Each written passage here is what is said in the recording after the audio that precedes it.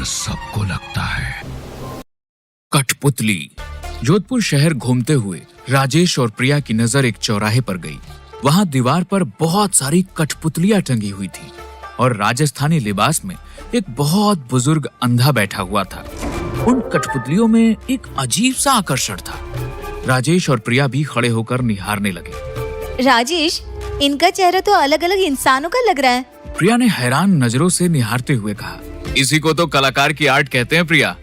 लकड़ी की कठपुतलियों का चेहरा हूबहू इंसानों का जैसा बनाया और किसी एक कठपुतली का भी चेहरा किसी दूसरी कठपुतली से मिल भी नहीं रहा है। ड्राइंग रूम के लिए ले लेते हैं, अच्छी लगेगी। कहकर प्रिया वहाँ बैठे अंधे बुजुर्ग से बोली, बासा, ये कठपुतली कितने की थी? ये सुनकर उस अंधे बुजुर्ग ने चेहरा प्रिया की ओर घुमाया। उसकी आंखों की जगह सिर्फ ब्लैक होल थे, जिनमें छोटे छोटे कीड़े घूमते दिखाई दे रहे थे। उसने कहने के लिए मुंह खोला तो उसकी जबान सांप की तरफ फुसफुसाने लगी थी। यह देख प्रिया डर गई। उसने कस करके राजेश की बाह पकड़ ली थी। सांप की तरफ फुसफुसाते हुए वो बुजुर्ग अंधा बोला, मारी कठपुतली विकाऊ कौन है? तो फिर बेचने के लिए मार्केट में सजा कर क्यों बैठे हो? अंधे बुजुर्ग की लंबी जबान फुसफुसाई और वो बोला, मरने वालों हूँ, इस वास्ते गोद देने बैठो हूँ अपनी बच्चियों को।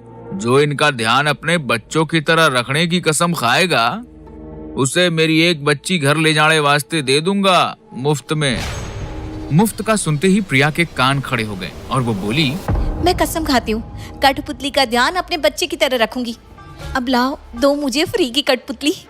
अगले ही पल उस अंधे बुजुर्ग ने एक कठपुतली उतारी, प्रिया के हाथ में रख दी। वो दोनों कठपुतली को लेकर वहां से यूं खिसके जैसे उन्हें डर हो। फ्री में देने का इरादा बदलकर कहीं वो पैसे न मांग बैठे। लेकिन उस अंधे बुजुर्ग के चेहरे पर मुस्कान खिली और एक झटके से वहां टंगी कठपुतलियों की आंख खुली। उनकी आंखें असली इंसानों की तरह थी और वो सब डांस करने लगी जैसे कोई उनकी डोर ऊपर से चला रहा। दिल्ली लौटकर राजेश और प्रिया ने कठपुतली को ड्राइंग हॉल में सजा दिया और अपनी लाइफ में बिजी हो गए। एक रात अचानक राजेश की नींद खुली। उसे कहीं से आवाज सुनाई दे रही थी। उसने देखा बिस्तर पर प्रिया नहीं थी, वॉशरूम में भी नहीं थी। राजेश बेडरूम से बाहर निकला। आने वाली आवाज थोड़ी तेज हो गई थी। राजेश आवाज की दिशा में आगे बढ़ा और हैरान होकर वहीं थम गया। वो फटी आंखों से देख रहा था जिस पर उसे विश्वास नहीं हो रहा था। अंधा राजस्थानी बुजुर्ग कठपुतली को चला रहा था और सामने बैठी प्रिया उस कठपुतली का खेल देख रही थी जो वो जोधपुर से लाए थे।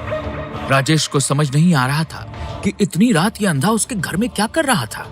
राजेश चीखता हुआ आगे बढ़ा, ये क्या हो रहा है यहाँ? अंधे बुजुर्ग ने राजेश की ओर देखा। राजेश को उसकी आंखों में बने भयानक गड्ढे साफ दिखाई दे रहे थे जिनमें से कीड़े निकल रहे थे। राजेश डर से कांप उठा और उसके कदम वहीं थम गए। तभी वो अंधा बुजुर्ग मुस्कुराया। राजेश को झटका लगा और वो वहीं गिर गया। राजेश उठा तो हैरान रह गया।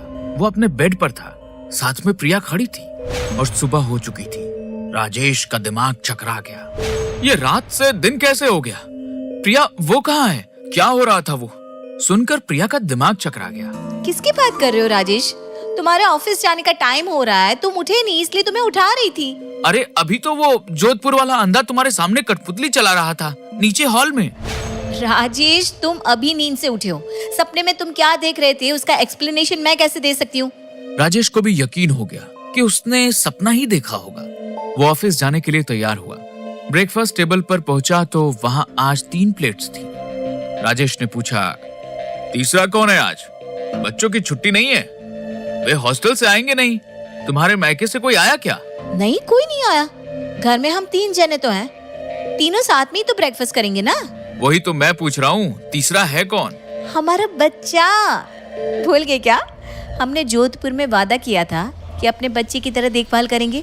राजेश का मुंह हैरानी से खुला रह गया। प्रिया ने तीसरी चेयर पर कठपुतली को बैठा दिया। प्रिया बच्चों की तरह कठपुतली को अपने हाथ से खिलाने लगी। राजेश डर से चीखकर पीछे हट गया। वो कठपुतली बच्चे की तरह खा रही थी। ये नहीं हो सकता। लकड़ी की कठपुतली ब्रेकफास्ट कैसे खा सकती है?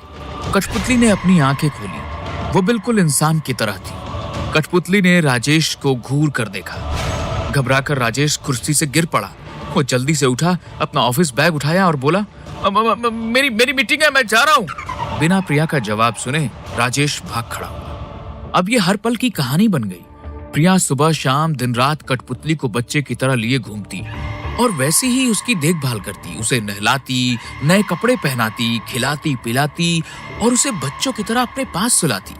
वो कठपुतली की दुनिया में इतनी खो गई थी कि खुद अपने बच्चों को हॉस्टल में फोन लगाना बंद कर दिया था। बच्चों का फोन आता तो बात नहीं करती थी। घर में साथ रहने वाला राजेश भी पराया होकर रह गया था। राजेश को समझ में नहीं आ रहा था कि वो क्या करे, किससे पूछे, कैसे कठपुतली का भूत प्रिया के सिर से उतारे। जब कुछ नहीं सूझा तो राजेश ने फिर से जोधपुर जाने का फैसला लिया। जहर जहर को काटता है, मेरा जहर वो बूढ़ा अंधा है, उसी से पूछूंगा, पैरों में गिर पड़ूंगा उसके, जो कीमत चाहिए उसे दूंगा, बस किसी तरह वो मेरे प्रिया को कठपुतली के चुंगल से आजाद करवा दे।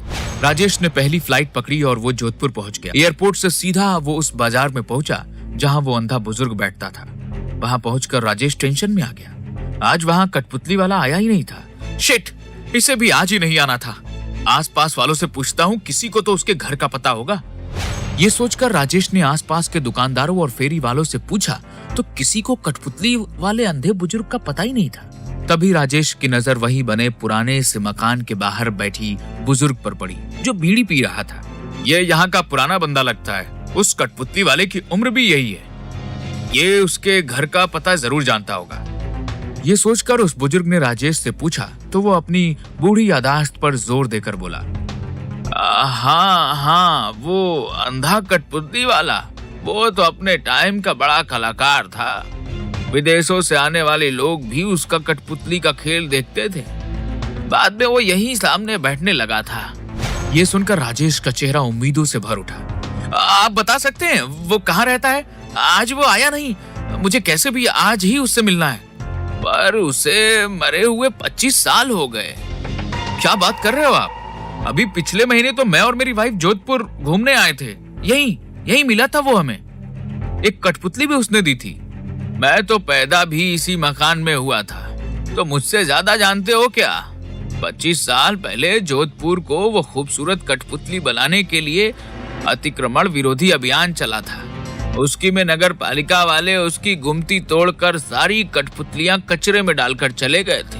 अपनी कठपुतलियों के सदमे में वहीं मर गया था।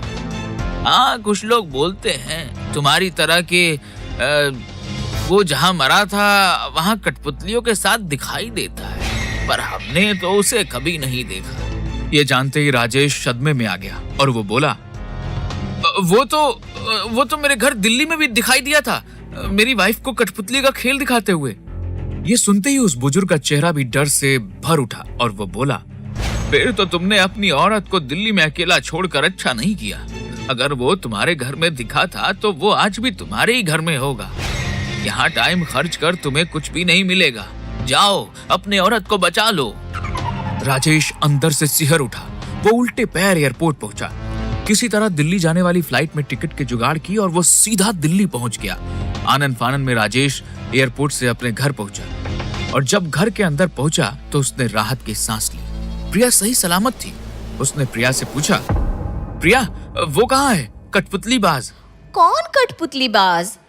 किसकी बात कर रहे हो तुम? अपनी गोद में कठपुतली को संभाले प्रिया ने पूछा। वही जिसने ये कठपुतली दी थी। उस रात वो घर में तुम्हें कठपुतली का खेल भी दिखा रहा था। प्रिया वो इंसान नहीं, शैतान आत्मा है। 25 साल पहले मर चुका है वो। What nonsense!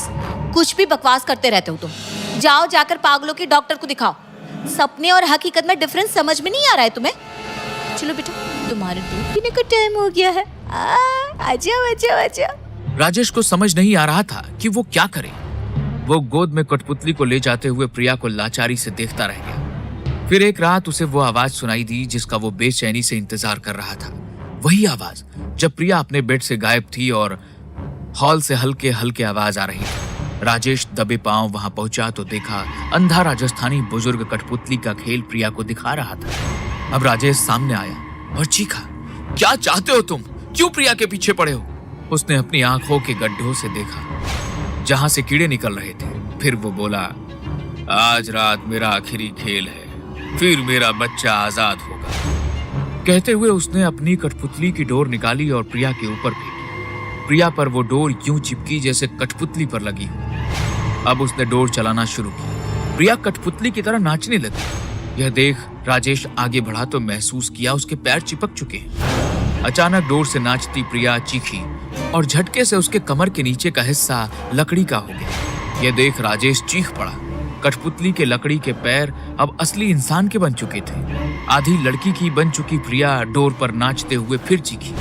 उसका बचा हुआ हिस्सा भी लकड़ी का बन चुका था। कठपुतली अब इंसान बन चुकी थी। वो खुशी से चीखते हुए बाहर भाग गया। अंधे बुजुर्ग ने डोर छोड़ दी। लकड़ी की कठपुतली बन चुकी प्रिया बेजान होकर गिर गई। अब मेरे और बच्चों को मुझे आजाद करना है, कहते हुए अंधा बुजुर्ग भी चला गया। उसके जाते ही राजेश की पकड़ छूटी। वह दौड़ कर गया, कठपुतली बन चुकी अपनी प्रिया को गले लगाकर पागलों की तरह रोने लगा।